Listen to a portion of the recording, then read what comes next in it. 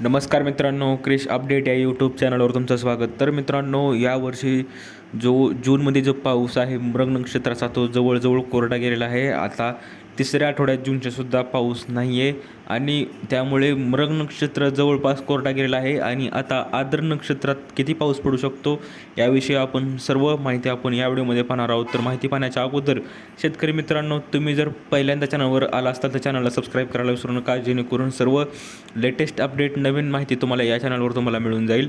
तर मित्रांनो, आपण पाहू शकतो की खरीप हंगामासाठी जे शेतकऱ्यांनी मशागतीची जी कामे करून ठेवली होती, तर त्यात आता त्यामुळे मृग नक्षत्रात पाऊसच पडला नाही. त्यामुळे आता जे मृग संपत आला आहे आणि पाऊस झाला नसल्याने जे आपल्या पेरण्याच्या आहेत त्या जवळपास खोळंबल्या आहेत. त्यामुळे शेतकऱ्यांच्या नजरा आता आर्द्र नक्षत्राकडे लागल्या आहेत.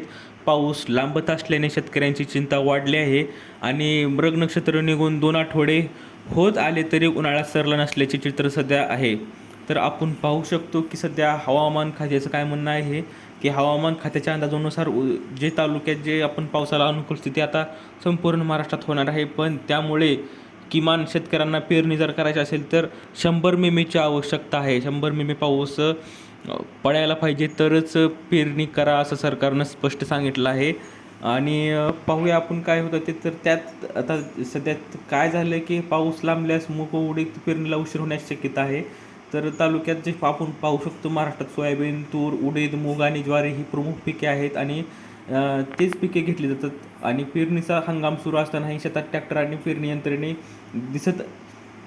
दिसत आहेत आणि वेळेत पेरणी न झाल्यास उत्पादनावर सुद्धा आता परिणाम होऊ शकतो. जर उशिरा पेरणी केली तर आता तुमच्या हेक्टरी तुमचं जे काय उत्पादन येतं, सोयाबीन असेल, उडीद असेल, तूर, त्याच्यावर परिणाम पडू शकतो. तर महागडी खते आणि बियाणे, उसनवारीवर खरेदी, आर्थिक ताणसुद्धा वाढणार आहे आणि खताचा जो रेट आहे तो वाढलेलाच आहे, कमी कसलाही झालेला नाही.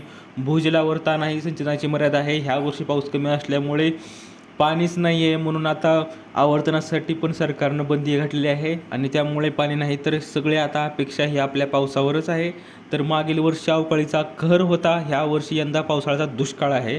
तर 2025मध्ये 14 मे ते 28 मे या कालावधीत तब्बल 11 दिवस अवकाळी पाऊस झाला होता आणि या पावसामुळे उन्हाळी पिकाचे मोठ्या प्रमाणावर नुकसान झाले होते. अनेक ठिकाणी वीज पडून जनावरे दगावण्याच्या घटनाही घडल्या होत्या आणि मात्र यंदा खरीप हंगामाच्या तोंडावरच पावसाने दडी मारल्याने शेतकरी सध्या चिंतेत आहे. तर मित्रांनो, ही अपडेट आहे आणि सध्या शेतकऱ्यांचं आता ही स्वप्न जे होतं की मृग नक्षत्रात आपली पेरणी होऊन जाईल, ती काय झालेली नाही. आता आर्द्र नक्षत्रात आता काय होतं हे आता आपल्याला टाईमच कळेल. तर हवामान खात्याकडून जर मान्सूनची जर काय हालचाल नवीन अपडेट आले तर तुम्हाला लवकरात लवकर कळवेनच. दिलेली माहिती समजली असेल व्हिडिओला लाईक करा, जास्तीत जास्त शेअर करा, चॅनलला सबस्क्राईब करायला विसरू नका. तर भेटूया पुढच्या व्हिडिओमध्ये अशीच एक बातमी घेऊन. तोपर्यंत धन्यवाद.